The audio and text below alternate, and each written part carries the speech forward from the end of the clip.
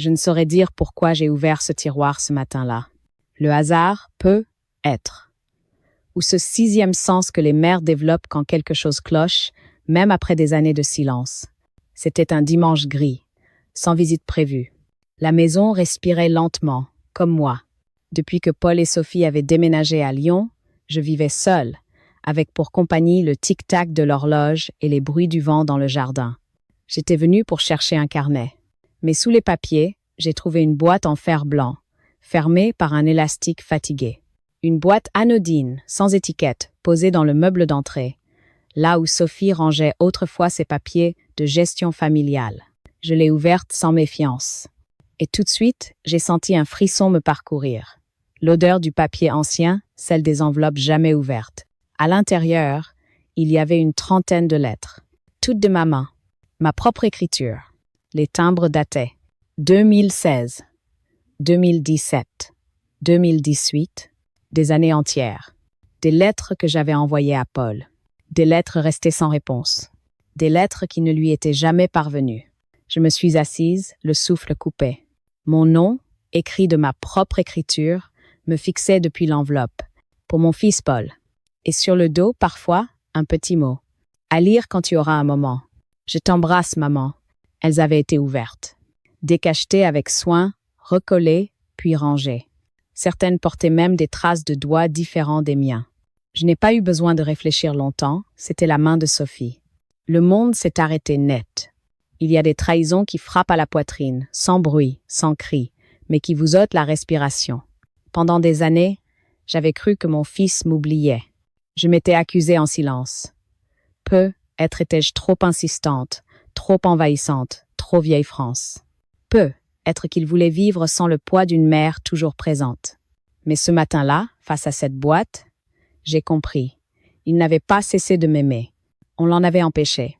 Sophie, toujours elle, la belle-fille parfaite en apparence, polie, efficace, cultivée. Mais derrière ses sourires, un mur de verre. Je l'avais senti, dès les premières années. Une distance subtile, comme si elle m'autorisait à être là, mais jamais tout à fait. Je me souviens du jour où tout a commencé à changer. Paul venait d'épouser Sophie depuis 2 ans. Un matin, elle m'avait dit avec ce ton neutre, presque administratif. « Vous savez, Madeleine, Paul a beaucoup de travail.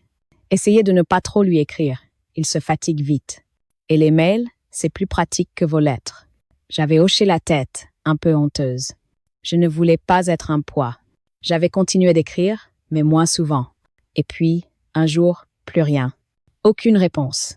Pas un mot, pas une carte, pas un coup de fil. Je me disais, il a sa vie, c'est normal. Mais chaque anniversaire, chaque Noël, je glissais tout de même une enveloppe dans la boîte aux lettres. Une lettre simple, pleine de douceur. Quelques souvenirs, une recette, un mot d'amour. Et je guettais, naïvement, une réponse qui ne venait jamais. Aujourd'hui, je savais pourquoi. Je les ai lues une par une, avec des mains tremblantes, mais sans larmes. Dans ces lettres, il y avait toute ma vie de mère, mes inquiétudes, mes encouragements, mes mots de consolation quand il avait perdu son emploi, mes vœux pour la naissance de son fils, mon petit-fils que je n'ai presque jamais vu. Dans l'une, j'avais écrit « Je sais que la vie vous emporte, mais une mère n'oublie jamais. Je t'embrasse fort, mon fils. » Ta maman, elle l'avait ouverte, et puis elle l'avait cachée. Pourquoi? Par jalousie? Par peur? Ou simplement par cruauté tranquille, celle des gens qui veulent posséder ce qu'ils n'ont pas construit? Quand j'ai relevé la tête, la maison me paraissait étrangère. Chaque meuble, chaque mur semblait complice. Je me suis levée, j'ai fermé les rideaux, j'ai rangé la boîte dans un sac. Je savais ce que je devais faire. Ne rien dire. Pas tout de suite. J'ai allumé la bouilloire. L'eau a mis du temps à chauffer. Le silence, lui, était déjà brûlant. Je me suis assise à la table. J'ai pris mon carnet noir, celui qui ne me quitte jamais, et j'ai écrit. Aujourd'hui, j'ai trouvé la preuve que l'amour n'était pas mort. Il était juste séquestré. Puis j'ai ajouté. Elle a caché mes lettres à mon fils. Mais elle ne cachera pas longtemps la vérité. J'ai rangé le carnet. J'ai éteint la lumière. Et dans l'obscurité, une pensée m'a traversée. Limpide, glaciale. Les lettres ont survécu au mensonge. Elles parleront à ma place. Avant que le silence ne s'installe entre mon fils et moi, il y avait eu des années de lumière, une complicité simple, tissée de mots écrits et de gestes minuscules. Paul, c'était mon fils unique, mon tout. Je l'avais élevé seul après la mort de Jacques, son père. Il avait 10 à 7 ans à l'époque, l'âge où un garçon commence à prendre de la hauteur, mais reste encore attaché à l'épaule maternelle. Je me souviens de nos petits déjeuners d'hiver, quand il descendait en chaussettes dans la cuisine. Je préparais le chocolat chaud, il lisait le journal à voix haute, corrigeant mes commentaires comme un professeur. Il avait déjà cette douceur mêlée de pudeur, un mélange rare chez un homme. Quand il est parti pour Paris faire ses études de droit, il m'a promis. Je t'écrirai toutes les semaines, maman. Promis. Et il l'a fait. Chaque lundi, une enveloppe beige arrivait dans ma boîte aux lettres, toujours écrite de la même main ronde. Parfois 3 lignes seulement. Tout va bien. La ville est grande, mais je pense à toi. D'autres fois, des pages entières. Ses cours, ses amis, ses doutes, ses projets. Je lui répondais avec la même régularité. Nos lettres étaient comme un pont entre nos deux vies.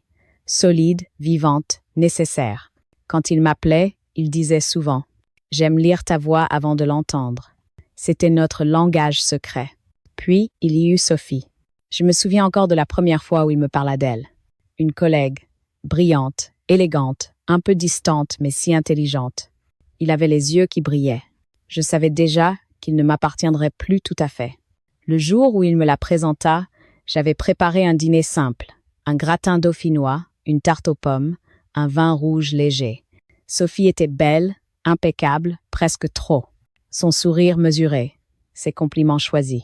Elle m'avait appelée Madame Delmas tout le repas, malgré mes invitations à m'appeler Madeleine.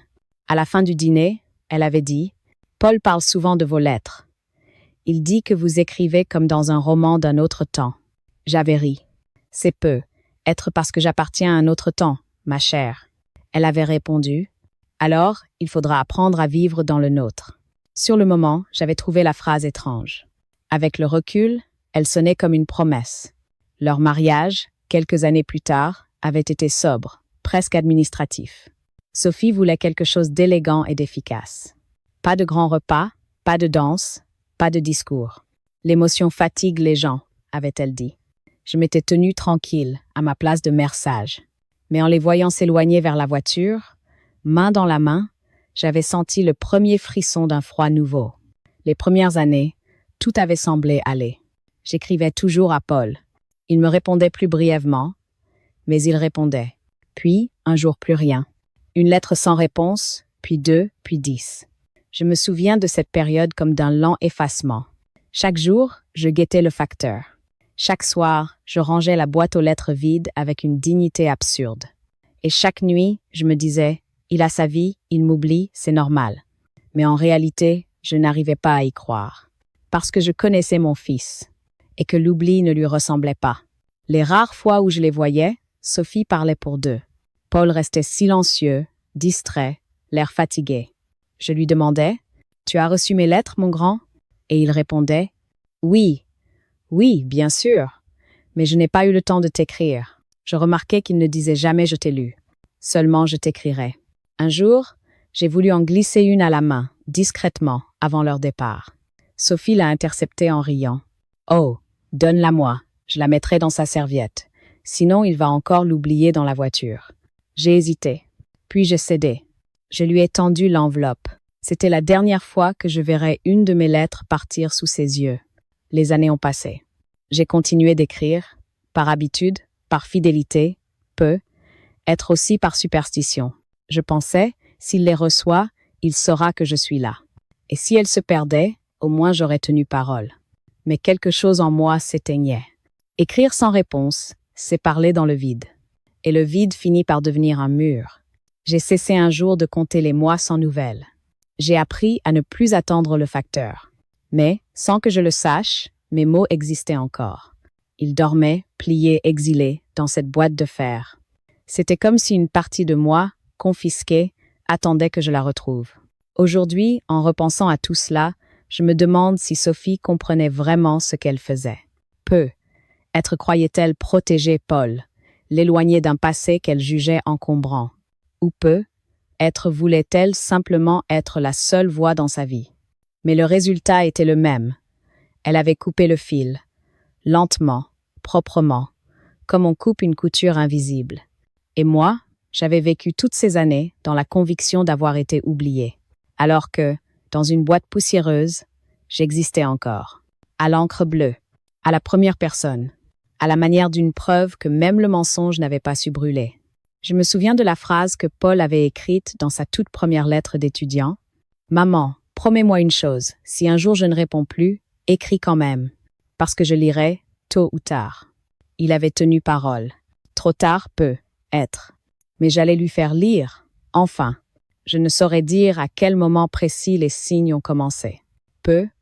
Être était ce jour où, au téléphone, la voix de Paul semblait surveiller, ou celui où Sophie, derrière lui, souffla distraitement. « Dis-lui qu'on est pressé. » Des détails, à peine perceptibles. Mais les humiliations commencent toujours ainsi, à voix basse, sous prétexte de bonne intention. Les premières années, je faisais encore semblant de ne pas voir. Quand j'appelais, Sophie répondait la plupart du temps. « Ah, Madeleine, Paul n'est pas là, il est au travail. Je peux lui laisser un mot? Bien sûr, je lui dirai que vous avez appelé. » Mais il ne rappelait jamais. Et peu à peu, mes mots s'éteignaient dans le vide. Un jour, j'ai proposé de venir les voir à Lyon. Elle a pris un air faussement embarrassé. « Oh, c'est gentil, mais Paul est débordé et les enfants sont malades. » Une autre fois, être. Cette autre fois n'est jamais venue. Et à chaque refus poli, je sentais un morceau de ma place s'effriter. J'ai commencé à comprendre que quelque chose ne tournait pas rond la première fois que j'ai reçu une lettre de Noël officielle, pas de Paul, mais de leur foyer. Une carte préimprimée, avec un mot impersonnel. « Joyeuse fête » de la part de Sophie, Paul et les enfants. Pas un mot écrit à la main. Pas un maman. Rien. J'ai senti mon cœur battre plus vite, comme si une porte venait de se fermer doucement derrière moi. Je me suis dit, ce n'est pas grave, il y a les lettres. Les lettres, elles, ne mentent pas. Alors j'ai continué d'écrire, obstinément. Mais même mes lettres changeaient. Je n'osais plus dire « mon fils », je disais « vous ». Je ne signais plus ta maman, mais Madeleine. Et chaque mot pesait comme un effort pour rester digne, malgré le vide. Une fois, j'ai osé lui en parler au téléphone. « Paul, as-tu reçu ma lettre de mars ?» Un silence. Puis, « Quelle lettre ?»« Celle où je te parlais du jardin, de la glycine. » Ah non, rien reçu. « Et celle d'avril ?» Non plus. Sophie a pris le combiné, d'un ton faussement léger. « Oh, vous savez, Madeleine, la poste, ça se perd tout le temps. » Et elle a ri. Un rire léger, mais qui sonnait faux. Je me souviens de ce rire. C'est lui, je crois, qui m'a planté la première épine dans le cœur. Peu à peu, tout est devenu prétexte à distance. Quand je proposais un gâteau pour les enfants, « Oh, non, ils ne mangent plus de sucre. » Quand je parlais de venir un dimanche, « On a prévu une sortie, mais la prochaine fois être. » Et quand je disais « Je vous aime », elle répondait « Oui, nous aussi » sans jamais préciser qui aimait qui. Il y eut ce déjeuner, surtout. Je m'en souviens comme d'une scène de théâtre cruelle. C'était l'été. Ils étaient venus passer le week-end dans ma maison. J'avais préparé un repas simple, comme autrefois. Poulet rôti, pommes de terre au four, clafoutis aux cerises. Au moment de passer à table, Sophie a dit « Je vais couper pour les enfants, ils n'aiment pas quand c'est gras. » Elle a pris mon couteau de service, celui que Jacques m'avait offert pour mes 50 ans, et a tranché le poulet comme on tranche un lien. Puis elle a essuyé ses mains dans mon torchon, sans même un regard. Je ne savais pas encore que, derrière ces gestes banals, elle avait déjà commencé à me retirer beaucoup plus que mes lettres. Quand je repartais de chez eux, après mes rares visites, elle me serrait la main trop fort. « Prenez soin de vous, Madeleine, hein ?» Mais dans son regard, il y avait autre chose, une sorte de victoire tranquille, comme si chaque visite que je faisais la fatiguait davantage et chaque départ la soulageait un peu plus. Je rentrais chez moi avec un nœud dans la gorge. Je m'asseyais à la table de la cuisine et j'écrivais encore. Toujours la même phrase au début. « Mon cher Paul, j'espère que cette lettre te trouvera en bonne santé. » Puis, à la fin, « Je t'embrasse fort, ta maman. » Et chaque fois que je postais l'enveloppe, je priais pour que, cette fois, elle arrive. Mais rien ne venait. Pas même une erreur de la poste. Juste le silence. Un jour pourtant, une voisine m'a dit J'ai croisé votre belle-fille à Lyon. Elle m'a dit que vous écriviez trop à votre fils, que ça le fatiguait. J'ai senti ma gorge se serrer. Fatigué. C'était donc cela, le mot? Mon amour maternel était devenu une nuisance. Une charge. Une fatigue. J'ai remercié la voisine d'un sourire figé, puis je suis rentrée chez moi. J'ai posé la main sur ma pile de lettres prête à poster, et je les ai regardées longtemps. Je me suis dit, « Tu es ridicule, Madeleine. Tu écris à un mur. » Mais j'ai tout de même pris l'enveloppe du dessus. J'y ai ajouté une phrase. « Si tu ne veux plus de mes mots, dis-le-moi. Mais laisse-les au moins te trouver. » Et je l'ai postée, comme on jette une bouteille à la mer. Elle n'est jamais revenue. Pas de réponse. Pas même un signe. Aujourd'hui encore, je revois ce tas de lettres sur la table du salon, serré dans mes mains tremblantes. C'est là que j'ai compris que le rejet ne fait pas toujours de bruit. Parfois, il s'exprime par l'absence de retour, par l'oubli organisé, par les tiroirs fermés. Et c'est là aussi que j'ai commencé à noter les dates, à me méfier des coïncidences, à chercher la vérité. Pas pour me venger, pour comprendre. Parce qu'une mère ne supporte pas de ne plus comprendre son enfant. Il y a des vérités qu'on ne découvre qu'en tombant dessus par hasard, comme un éclat de verre dans le tapis. Ce matin-là, j'étais venue garder les enfants. Sophie et Paul étaient partis pour un séminaire à Marseille, et j'avais accepté de venir 2 jours. J'étais heureuse, un peu nerveuse aussi. Les enfants avaient grandi sans moi, leur rire m'était presque étranger. Le soir, après le dîner, j'ai voulu trouver un torchon propre. J'ai ouvert le tiroir du buffet, celui où Sophie rangeait tout. Et c'est là que je l'ai vue. La boîte. Rectangulaire, en fer blanc, un peu cabossée, couverte de poussière fine, une boîte que je n'avais jamais vue auparavant. Je l'ai ouverte sans réfléchir. Et j'ai senti mon cœur se figer. Des enveloppes, des dizaines d'enveloppes. Toutes écrites de ma main. J'en ai pris une. Le timbre était oblitéré. L'adresse, celle de Paul. La date, 5 ans plus tôt. Je l'ai décachetée, elle l'était déjà. Mon écriture à l'intérieur, reconnaissable entre toutes. C'était moi. C'était ma voix d'autrefois, étouffée. J'ai pris les lettres une à une. Chacune était une page de ma vie qu'on avait volée. Les anniversaires, les fêtes, les mots d'amour simples. Je t'embrasse, mon fils. Je les avais écrites, envoyées, espérées, et quelqu'un, ici, les avait interceptées. Sophie. Je n'avais plus le moindre doute. Mon souffle s'est coupé. La pièce s'est mise à tourner autour de moi. Les enfants dormaient à l'étage, innocents, inconscients de ce drame minuscule et colossal à la fois. J'ai pris une chaise, je me suis assise, et j'ai relu. Dans une lettre de 2018, j'écrivais « Paul, je sens que tu t'éloignes, mais je ne t'en veux pas. Les fils, un jour, s'envolent, et les mères doivent apprendre à respirer autrement. » J'avais mis toute ma tendresse dans cette phrase, persuadée qu'il la lirait. Mais elle avait dormi ici, dans un tiroir, à quelques mètres de celle qui me souriait chaque dimanche. Dans une autre, je disais « Merci pour les photos des enfants, ils sont magnifiques. » Et je me suis figée, parce que je n'avais jamais reçu ces photos. Elle lui écrivait donc en mon nom. Ou pire, elle me mentait à lui. J'ai senti une colère glaciale monter en moi. Pas celle qui fait hurler, celle qui rend lucide, droite, tranchante. Je n'étais plus seulement une mère blessée. J'étais une femme à qui on avait confisqué sa parole. Je me suis levée, j'ai cherché mon téléphone. J'ai failli appeler Paul, mais je me suis arrêtée à temps. Non, pas dans la colère, pas comme elle. J'ai pris une photo de la boîte, une autre de chaque tas de lettres, bien alignées. Puis j'ai rangé le tout exactement comme je l'avais trouvé. Je ne voulais pas qu'elle sache. Pas encore. J'ai refermé le tiroir, lentement. J'ai attendu. Et cette attente a duré toute la nuit. Le lendemain, au petit déjeuner, Sophie m'a remercié poliment. « Merci, Madeleine.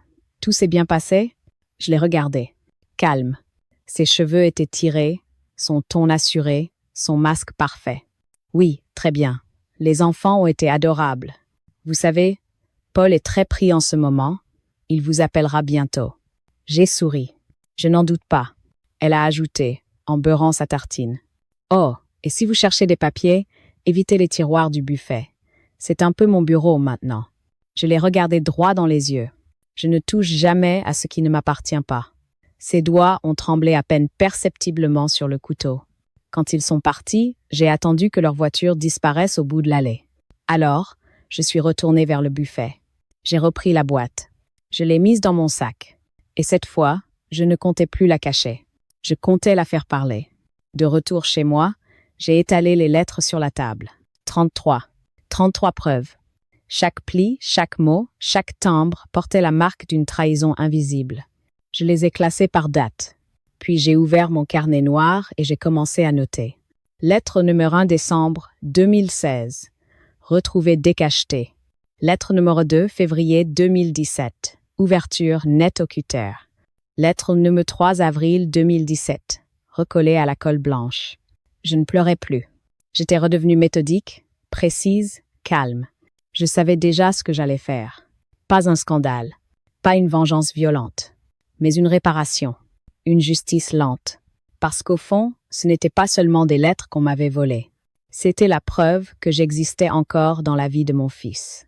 Et j'allais lui rendre, une à une, sans un cri, mais avec la vérité. Cette nuit-là, je n'ai pas dormi. Le tic-tac de l'horloge résonnait dans la maison vide comme une question qu'on se pose à soi-même. Comment as-tu pu ne rien voir? Je suis restée assise à la table, la boîte des lettres devant moi, ouverte comme une plaie. Je relisais sans cesse les dates, les timbres, les traces de colle. Chacune me ramenait à une journée précise de mon passé, un hiver d'attente, un été de silence. Et plus je tournais les pages, plus une certitude s'imposait. Ce n'était pas un simple malentendu.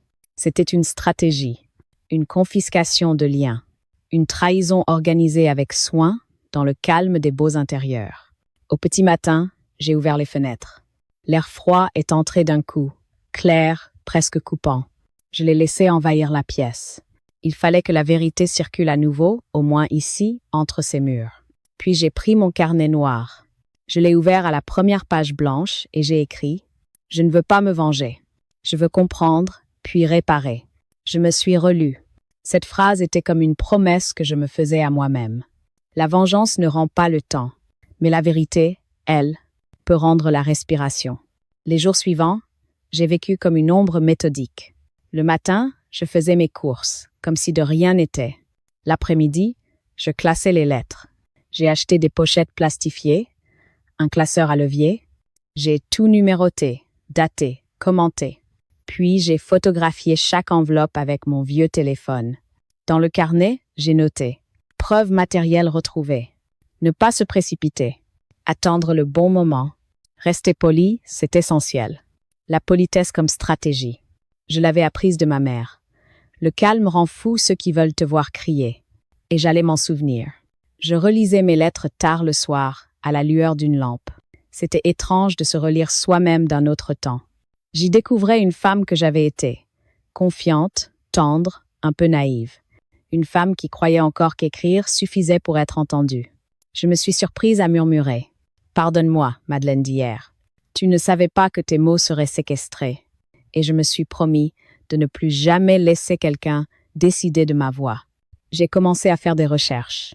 Sur Internet, d'abord maladroitement, avec mes lunettes et mes doutes, je voulais savoir quel recours existait dans ce genre de situation.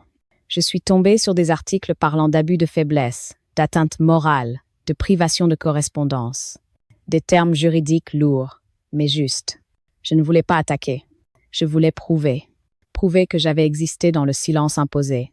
Alors, j'ai pris rendez-vous avec un notaire, Maître Leclerc. Un homme à la voix douce, les cheveux gris, les mains toujours posées sur la table comme s'il ne voulait rien cacher. Je me souviens de notre première rencontre. Il m'a écouté longtemps, sans m'interrompre.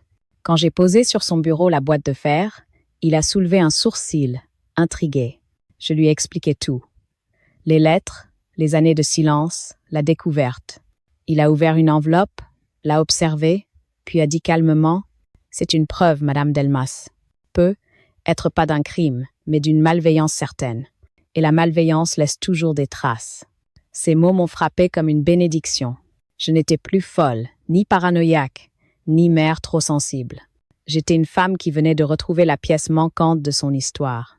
Il m'a conseillé de rédiger un dossier chronologique. Ne cherchez pas à accuser. Cherchez à dater. Les faits parleront d'eux-mêmes. Je suis rentrée chez moi et j'ai suivi son conseil à la lettre. Chaque lettre retrouvée correspondait à un vide dans ma mémoire. Je les ai replacées dans le temps, et soudain, tout s'est éclairé. Les années de silence, les excuses, les refus de visite, tout s'alignait. C'était comme si quelqu'un avait tenu un journal parallèle de ma vie, sauf que cette fois, c'est moi qui tenais la plume. Un soir, j'ai ouvert la boîte une dernière fois. J'ai pris la première lettre que j'avais écrite après la naissance de mon petit-fils. Je l'ai relue à voix haute. Je suis si fière de toi, Paul. Tu seras un père merveilleux. N'oublie jamais que ta mère t'aime comme au premier jour. Ma voix tremblait, mais pas de chagrin. C'était une voix revenue du fond du silence. Puis j'ai rangé la lettre, refermé la boîte et écrit dans le carnet. Je ne suis plus celle qu'on a fait taire. Je suis celle qui prépare le retour des mots. Ce soir-là, j'ai dormi enfin, d'un sommeil lourd, profond, sans cauchemar. Comme si, après tant d'années, mon cœur avait retrouvé la place exacte de ses battements. Les jours suivants prirent une allure nouvelle, presque solennelle. Je n'étais plus la vieille femme qu'on écartait gentiment des conversations. J'étais devenue une archiviste du silence, une gardienne de preuves. Chaque matin, j'ouvrais les rideaux avec une lenteur précise, comme on ouvre une salle d'audience avant la vérité. Le carnet noir restait sur la table, à côté de la boîte en fer. Le rituel commençait. Thé, relecture, classement. Maître Leclerc m'avait conseillé de ne pas bouger trop vite. Dans ces affaires-là, le temps est votre meilleur allié. L'émotion brouille les faits. L'ordre, lui, les rend indiscutables. Alors j'ai pris le temps. Je faisais relier les photocopies des lettres, les glissant dans des chemises grises numérotées. Je créais un sommaire, une chronologie. Et, à chaque document ajouté, je sentais ma respiration se régulariser. Un jour, Maître Leclerc m'a appelé. « Madame Delmas, si vous le souhaitez, nous pourrions préparer un courrier officiel à votre fils. Sobre, neutre, mais imparable. Vous ne l'accuserez pas. Vous l'informerez simplement d'un fait, que certaines de vos lettres ont été interceptées. » Je suis restée silencieuse quelques secondes. Non, pas encore. Je veux qu'il lise mes mots, pas ceux d'un avocat. Je veux qu'il me reconnaisse dans l'encre, pas dans un timbre officiel. Il a souri à travers le combiné. Alors, vous ferez justice à votre manière, et c'est souvent la plus juste. C'est ainsi qu'est née mon idée, lui remettre les lettres, toutes, d'un seul coup. Mais pas n'importe comment. Je voulais que le choc soit propre, irréfutable. Qu'il voie, noir sur blanc, ce qu'on lui avait volé. Pas seulement des papiers, mais des années d'amour maternel. J'ai acheté une grande enveloppe Kraft. Sur le devant, j'ai écrit à l'encre bleue, à lire seul, en silence. Dedans, j'ai glissé les copies exactes de toutes mes lettres. Et sur la première page, j'ai ajouté un mot à lui. Paul, ceci n'est pas un reproche. C'est un fil qu'on a coupé entre nous. Je le recouds. Puis, j'ai placé l'enveloppe dans un tiroir. Je ne savais pas encore quand, ni comment la lui remettre, mais je savais que ce jour viendrait. Pendant ce temps, Sophie, sans se douter de rien, continuait à m'envoyer des messages convenus. Les enfants vont bien, Paul travaille beaucoup. On espère venir en juin, si tout va bien. Des phrases vides, formatées, polies jusqu'à l'indifférence. Je répondais brièvement, d'un ton calme. Prenez soin de vous. Le jardin refleurit. Mais dans ma tête, c'était moi qui refleurissais. Maître Leclerc m'avait aussi proposé de sécuriser mes biens. Ce genre de personnes, quand elles sentent le contrôle leur échapper, deviennent imprévisibles. Nous avons donc mis à jour mon testament, rédigé une clause spécifique stipulant que toute correspondance personnelle ou familiale retrouvée à mon décès serait restituée intégralement à mon fils, sans intermédiaire. Il m'a regardé après avoir tapé la dernière ligne. « Vous êtes sûr de vous ? » « Je suis plus sûre que jamais. J'ai passé ma vie à écrire pour être entendue. Je veux que mes mots me survivent. Enfin, je suis rentrée chez moi ce soir-là, avec un sentiment d'étrange sérénité. Sur la table, la boîte de fer attendait.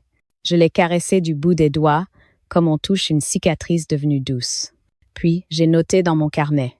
6 mai, testament révisé. 7 mai, dossier complet. 8 mai, lettre prête. Ce n'est plus de la douleur, c'est de la preuve. Quelques semaines plus tard, Paul m'a appelé. Sa voix semblait fatiguée, un peu tremblante. « Maman, j'ai rêvé de toi cette nuit. Tu me reprochais quelque chose. » J'ai inspiré calmement. « Je ne reproche rien, mon fils. Mais un jour, tu comprendras ce que le silence contient. » Il n'a rien dit pendant plusieurs secondes. Puis, je viendrai te voir bientôt. Je t'attendrai. J'ai raccroché et j'ai compris que le moment approchait. Il allait venir, et les lettres allaient parler à ma place. Le jour même, j'ai téléphoné à Maître Leclerc. Je crois que le moment est venu. Vous êtes prête? Je le suis depuis le jour où j'ai trouvé la boîte. Nous avons convenu d'un rendez-vous discret, un samedi matin, dans son étude. J'y remettrai officiellement la copie du dossier pour qu'il en garde trace légale. Une partie des lettres serait remise à Paul en main propre, l'autre conservée au coffre.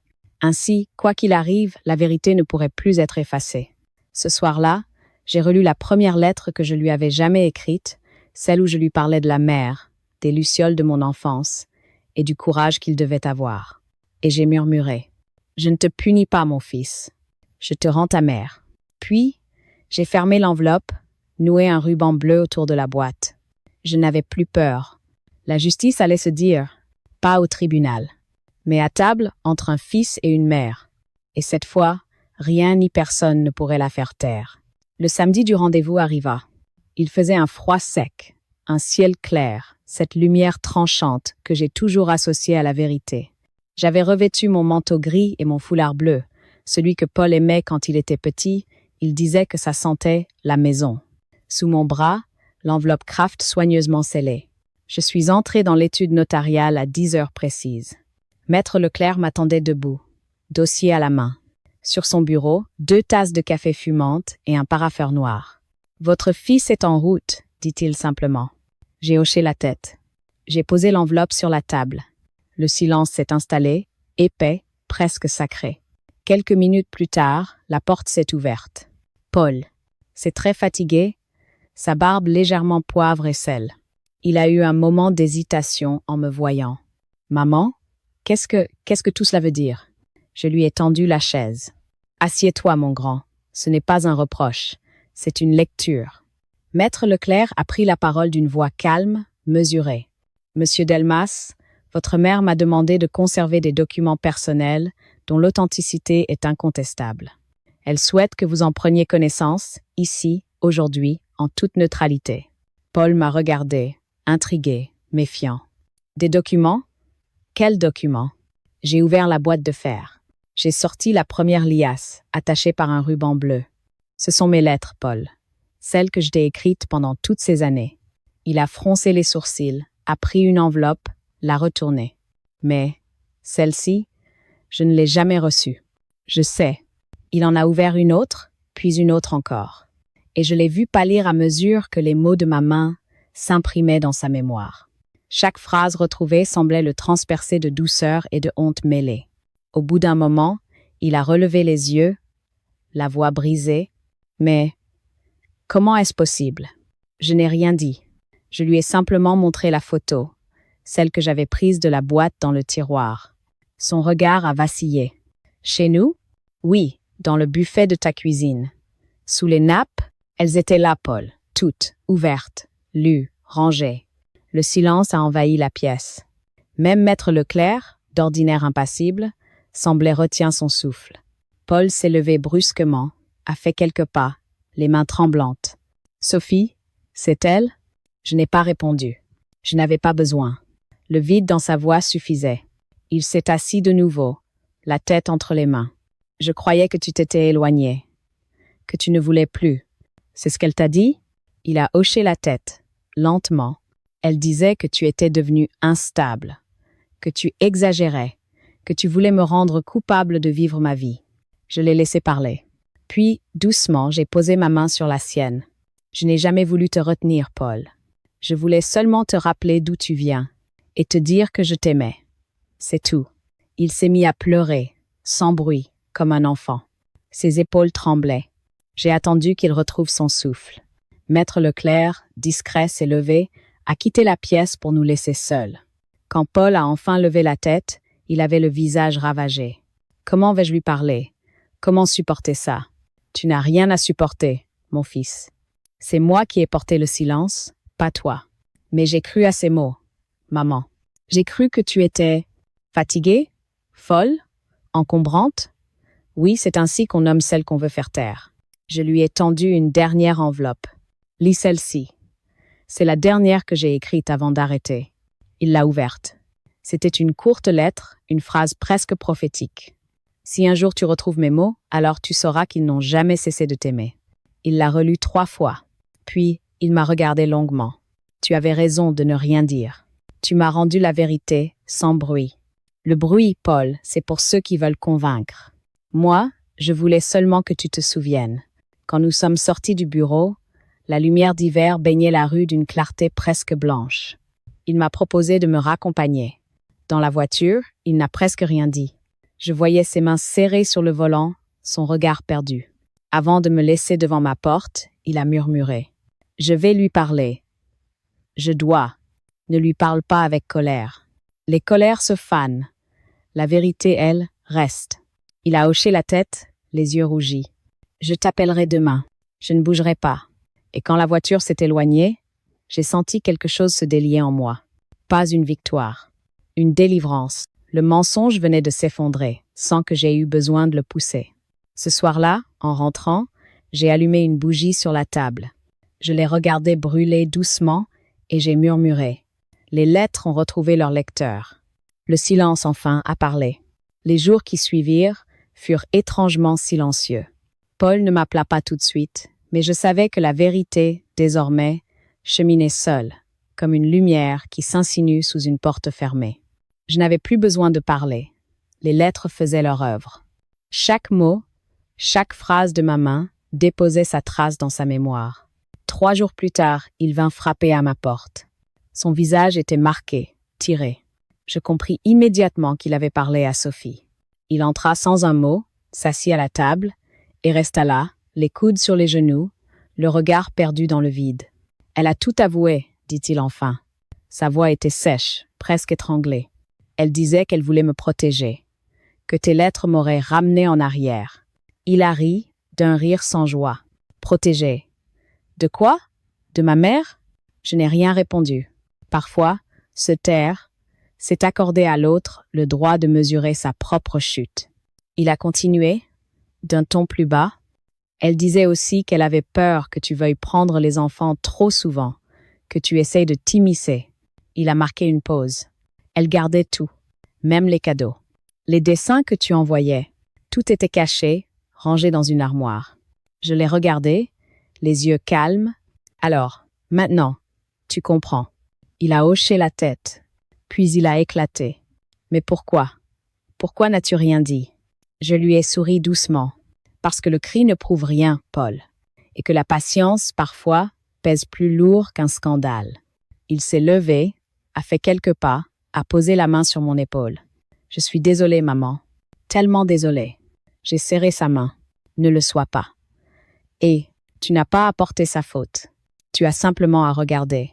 Les semaines suivantes furent un tourbillon. Paul quitta la maison de Lyon. Il prit un petit appartement pour lui seul. Sophie, elle, resta d'abord silencieuse, puis envoya un long message. Je ne l'ai pas lu entièrement. Juste la première phrase. Je ne voulais pas faire de mal. J'ai refermé le téléphone, parce que le mal qu'on fait au nom du bien reste le plus lâche de tous. Paul venait désormais chaque week-end. Il apportait du pain frais, parfois un bouquet de tulipes. Nous parlions peu, mais tout était redevenu simple. Les repas reprirent leur rythme. Le pot au feu, le vin rouge, la radio en fond. Parfois, il lisait à voix haute une de mes vieilles lettres, retrouvées dans le dossier. « Tu vois, maman, j'avais oublié ce que tu écrivais. On dirait que tu avais deviné tout ça avant moi. » Je répondais, « Les mères devinent toujours, mais on les croit seulement quand elles ont cessé de parler. » Il souriait tristement. Un dimanche, il est venu avec les enfants. 2 petits visages timides, curieux. La plus grande, Clara, m'a regardé longtemps avant de demander. « C'est toi, la grand-mère des lettres ?» J'ai eu un pincement au cœur. « Oui, ma chérie, c'est moi. » Elle a pris ma main et a ajouté. « Papa a dit que tu écris des choses qui sentent bon le passé. » J'ai ri. « Alors je continuerai d'écrire, juste pour toi. » À cet instant, j'ai compris que ma victoire était complète. Non pas parce que Sophie avait tout perdu, mais parce qu'une petite fille, elle, venait de retrouver une lignée. Sophie finit par demander à voir Paul pour parler. Il m'en informa. Je lui dis simplement « Va, écoute-la ». Mais garde-toi de la colère. Elle se nourrit de notre fatigue. Quelques jours plus tard, il revint. Elle veut divorcer. Je n'ai rien dit. Il ajouta. Elle m'a reproché de t'avoir choisi. Je lui ai répondu calmement.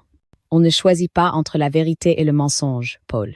On choisit seulement le temps qu'on met à ouvrir les yeux. Il a baissé la tête.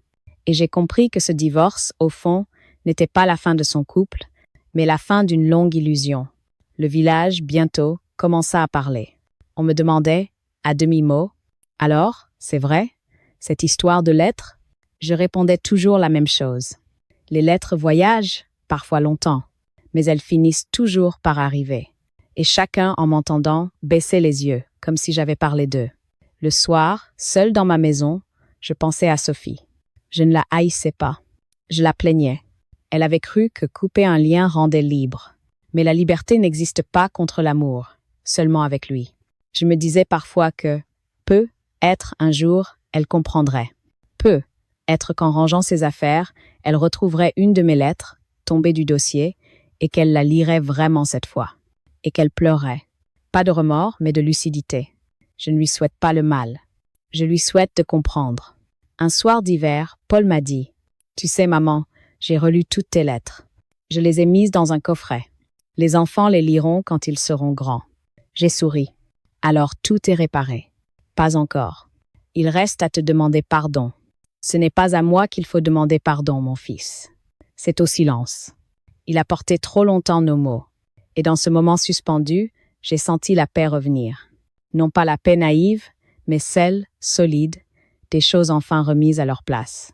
Les saisons ont passé, sans heurts, sans tempête. Ma maison a retrouvé son rythme lent, celui des matins clairs et des après-midi de lecture. La table où j'avais étalé mes preuves, mes blessures, est redevenue une table de vie. J'y plie du linge, j'y épluche des légumes, j'y écris encore, mais différemment. Paul vient souvent. Pas chaque semaine. Je n'ai jamais voulu qu'il m'aime par culpabilité, mais assez pour que je sente sa présence, paisible. Il m'appelle maman avec une tendresse nouvelle, dépouillée de la distance que Sophie avait tissée entre nous. Ses enfants courent dans le jardin, riant fort, font du bruit. Ce bruit que j'aime, celui des vivants. Un jour, Clara, la petite, m'a tendu un dessin. Un grand soleil, une maison et 3 personnages main dans la main.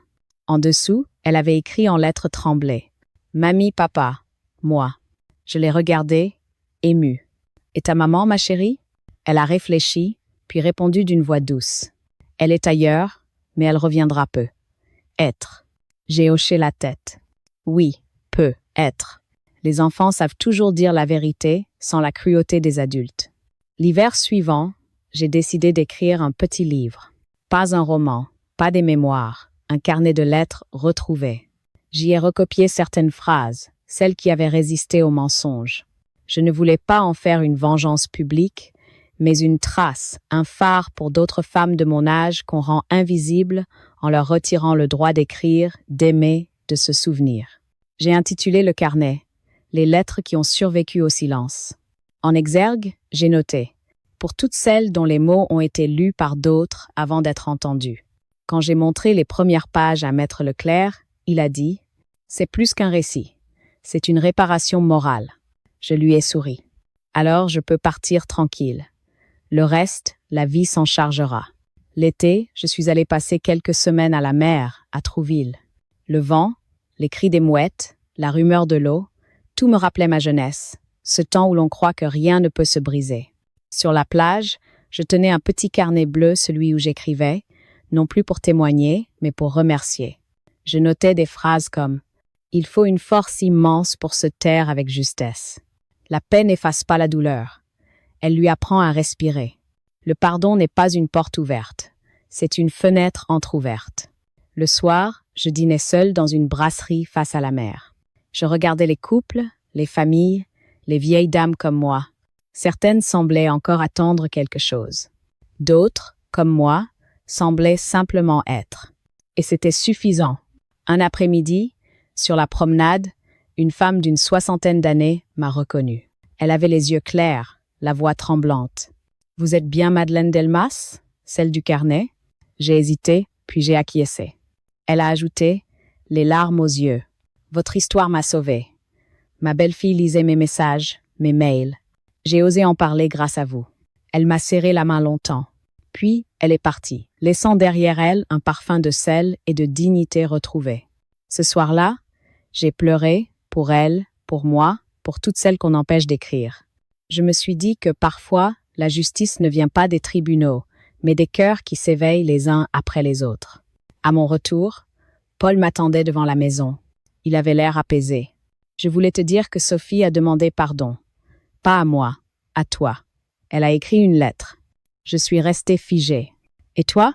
Je ne l'ai pas lue. J'ai pensé que c'était à toi de choisir. Il m'a tendu une enveloppe blanche, fermée cette fois. Je l'ai prise. Je l'ai posée sur la table, sans l'ouvrir. Peut être un jour. Mais pas ce soir. Pas tout de suite. Il faut savoir quand se termine le temps des lettres. Le lendemain, j'ai fait du café. Je me suis assise à la table, la même où tout avait commencé.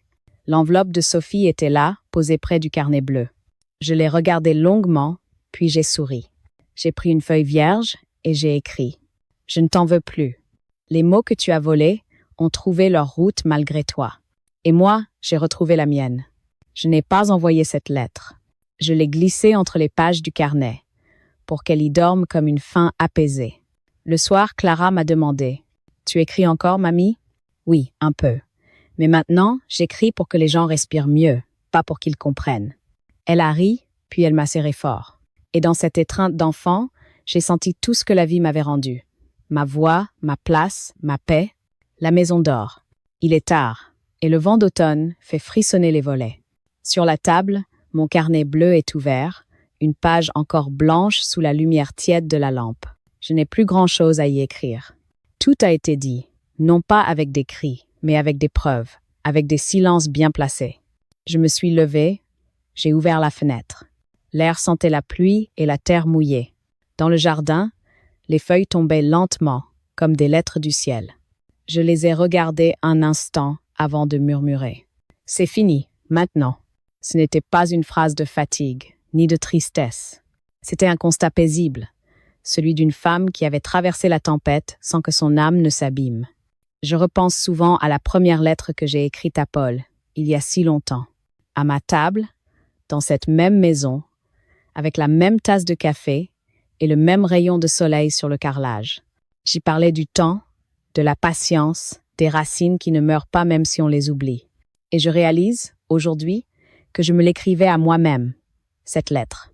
Comme une prophétie intime, ne crains pas de te taire, le vrai mot finit toujours par revenir.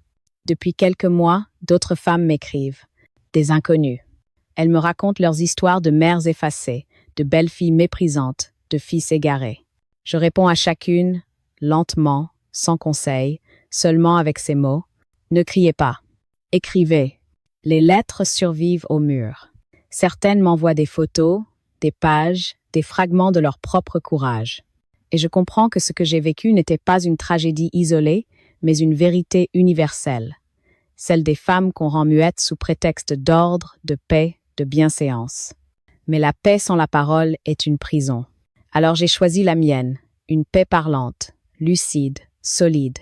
Paul vient toujours me voir. Il a les traits plus doux. Les enfants grandissent, ils rient, ils courent, ils remplissent la maison de bruit d'avenir. Parfois, en les regardant, je me dis que tout cela valait la peine chaque minute de silence, chaque nuit de doute, chaque mot retenu pour attendre le bon moment. Un soir, il m'a dit « Tu sais, maman, les lettres, je les ai relues toutes. Elles m'ont appris plus que tous mes livres de droit. » Je lui ai souri, parce qu'elles ont été écrites avec la seule loi qui compte, celle du cœur. Il a ri doucement, puis ajouté « Tu as gagné sans te battre. » Non, Paul, j'ai juste cessé de perdre. Il m'a apporté, ce jour-là, un cadre en bois. À l'intérieur, une copie de ma première lettre. En dessous, il avait gravé une phrase. Les mots finissent toujours par retrouver leur chemin. Je l'ai accroché au mur, au-dessus de la table. Ainsi, chaque matin, en buvant mon café, je la vois. Et je me rappelle que même les vérités enterrées respirent encore. Sophie, elle, ne m'a jamais revue. Elle vit loin, paraît-il. Je ne sais pas si elle a refait sa vie. Je n'ai ni haine, ni curiosité. La haine attache, et je ne veux plus d'attache de ce genre. Je préfère le détachement clair, celui qui laisse les choses exister sans les nourrir. Parfois, je pense à elle comme on pense à un hiver passé. Rude, nécessaire, formateur. Elle m'a appris à écrire sans attendre de réponse, à me lever sans permission, à croire que la vérité a son propre calendrier. Ce matin encore, j'ai ouvert mon carnet. J'y ai ajouté une dernière phrase avant de le refermer pour toujours. Il m'a fallu le mensonge pour comprendre la valeur du vrai. Il m'a fallu l'effacement pour apprendre la présence. Et il m'a fallu le silence pour entendre ma propre voix. Je relis cette phrase, lentement, puis je referme le carnet. Je le glisse dans le tiroir, celui où dormaient autrefois les lettres confisquées. Il y a une étrange symétrie dans ce geste. C'est au même endroit que le mensonge s'était caché. Aujourd'hui, il abrite la vérité. Le soir tombe. La bougie sur la table brûle lentement. La maison est calme, pleine de paix. Je me lève. Je regarde une dernière fois la photo de Paul enfant accrochée près de la porte. Je murmure. « Tu vois, mon fils, tout est revenu à sa place. » Je m'assois, ferme les yeux et je laisse le silence m'envelopper. Ce silence-là n'a plus rien d'un vide. Il est plein de noms, de mots, de lettres, de lumière. Il est ma victoire. Et dans un souffle à peine audible, je dis enfin pour moi, pour celles qui comprendront, pour toutes les mères que l'on a fait taire. Le silence peut aussi être une forme de justice.